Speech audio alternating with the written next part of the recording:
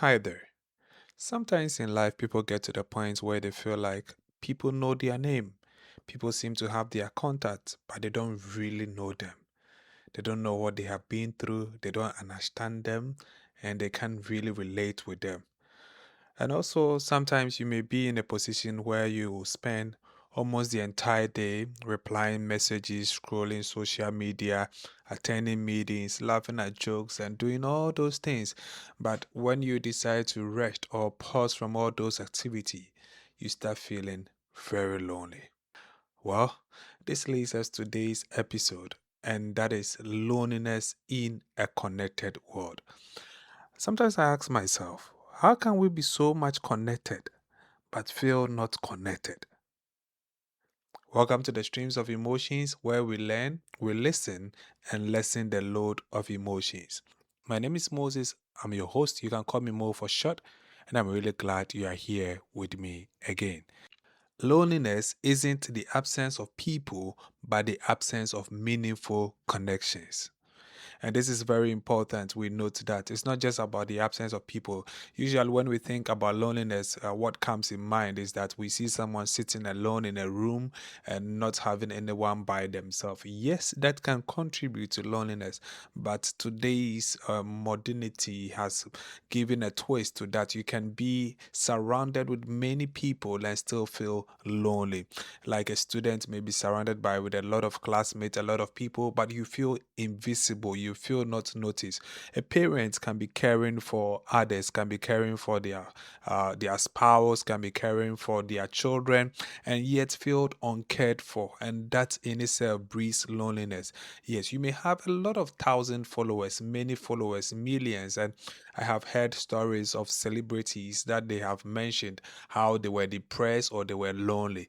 No matter the number of followers you have, you can be still lonely. So we find ourselves in a world where we connected. Once again, I want to ask ourselves, are we really connected? You see, never in human history has this happened before. We have so many mediums to connect with each other. We have WhatsApp, we have IG, we have Facebook, we have TikTok, we have LinkedIn, we have video calls, group chats, online communities, and all these things are available for us to be connected with one another. But are we really connected? You see, there was a research by Statistics Canada in 2024, and this is what they came out with, that approximately 1 out of 5 Canadian youth aged 15 to 24 they faced chronic loneliness. Chronic. This is chronic. You will look at different dimensions of loneliness, but chronic means it's something that is continuous, is severe, and it has been happening for a long time. And we're talking about 17%. That was the exact percentage, but this is 1 in 5 Canadian youth. So why is it the case?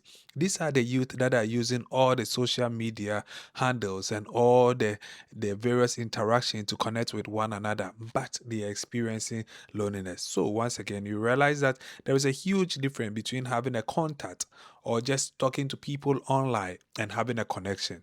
So just as I mentioned, loneliness isn't the absence of people, but the absence of meaningful connection. We can resonate with that in this way. It's not necessarily about the contacts you have, but it's about the meaningful connection that you have with others. It's about those that make you feel that you are seen, you are visible, those that notice you, those that are there for you. That is where connection is, and that is what takes away loneliness. Another perspective of loneliness is that is the feeling that your relationship are not as close or meaningful as you want them to be.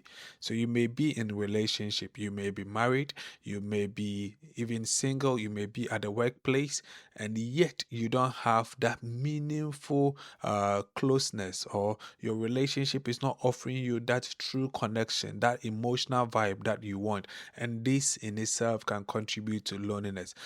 Take notice once again that loneliness wasn't on the number of people around you, but it's about those that your heart longs for. So you can live alone and still feel deeply connected, or you can live with many people and feel invisible. See, let me go back to the way that modernity has made provision for us to connect, but we are not truly connected. For instance, we all have various means that we communicate with others, just as I mentioned earlier. And sometimes when you are sending chats and or you are having conversation with people, you realize that some will send some heart emojis, but heart emojis is different from a hug.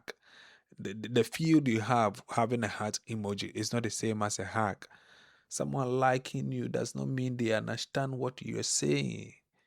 A comment is not the same as companionship. So we see that many people are socially connected but emotionally disconnected.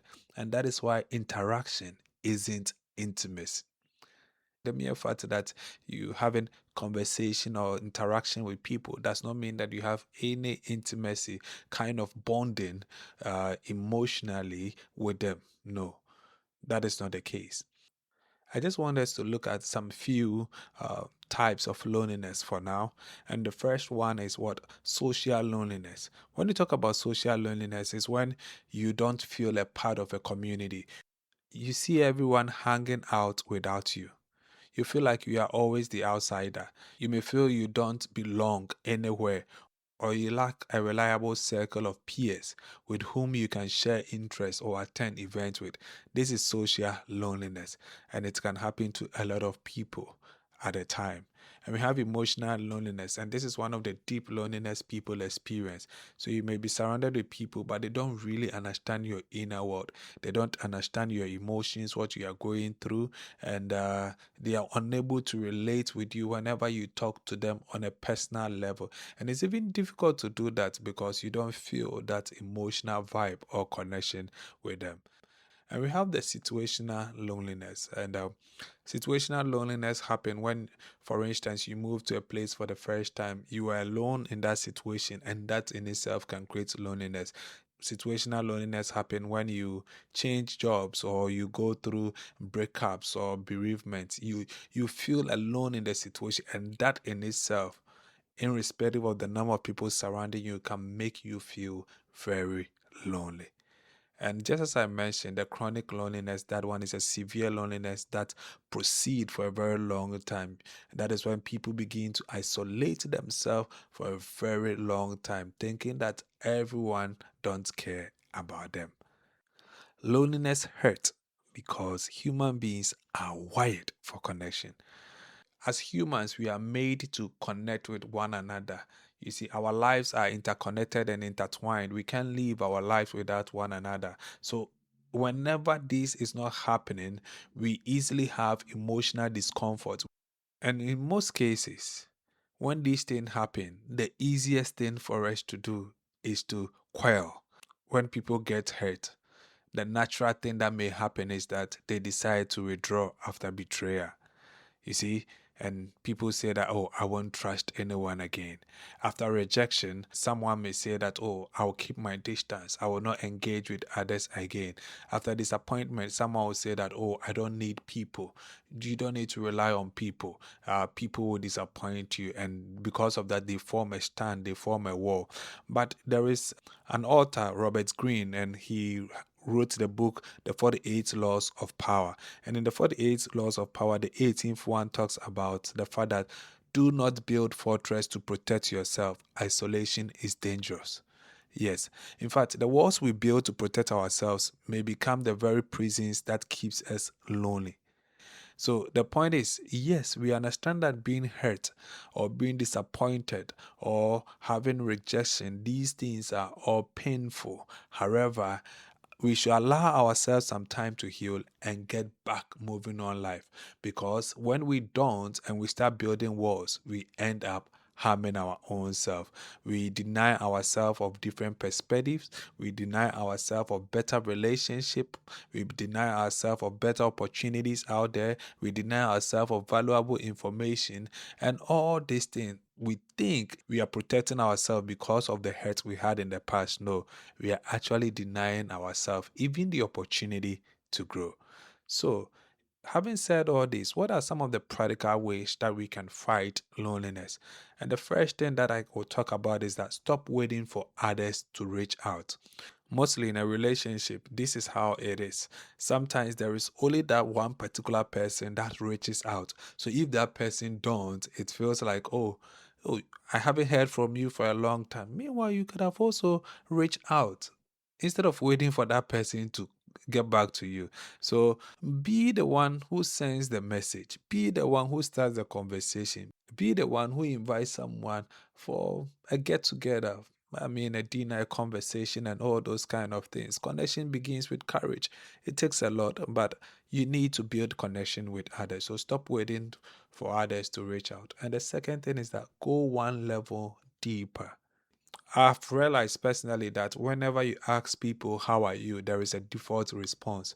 So that is one of the questions we ask sometimes for formality's sake, because they are usually a default response and they will say they are fine, they are good, or they are okay. And that is it. But if you want to build connection, deeper connection with people, then we need to twist this a little. So instead of asking, how are you can say that, what's something that has been on your mind lately? And this creates the opportunity for people to speak up a bit about what is happening in their life. So instead of saying, oh, are you having a busy week, or you had a busy week, right? You can say that, oh, what has been the best part of your week? And this also creates the avenue for deeper connection. So go one level deeper. And the last thing that I will say is that replace scrolling with conversation. You see, whenever you are tempted to scroll, maybe for the first 10 minutes, try to have conversation with someone, or send someone a voice note, or call a friend, or visit someone in person. And that is where the real connection starts. Because all those people that we watching virtually, actually we are not connected with them. And this end up contributing loneliness either on our part or on the part of our loved ones. This is it. Loneliness is one of the defining emotional challenges of our generation. Remember the statistics: 1 in 5 Canadian youth are facing chronic loneliness. But loneliness is not a life sentence. Meaningful connection is still possible. I want to emphasize this. Meaningful connection is still possible. If you do your part and I do my part, I'm sure situations will definitely turn around for our good. Thank you for joining me on another episode of Streams of Emotions. And if this conversation spoke to your heart or was meaningful to you, please kindly share it with someone who may be feeling lonely, even if they haven't said it out loud. Until next time, learn about your emotions, listen to them, and use them productively instead of allowing them to manipulate you. Have a wonderful time.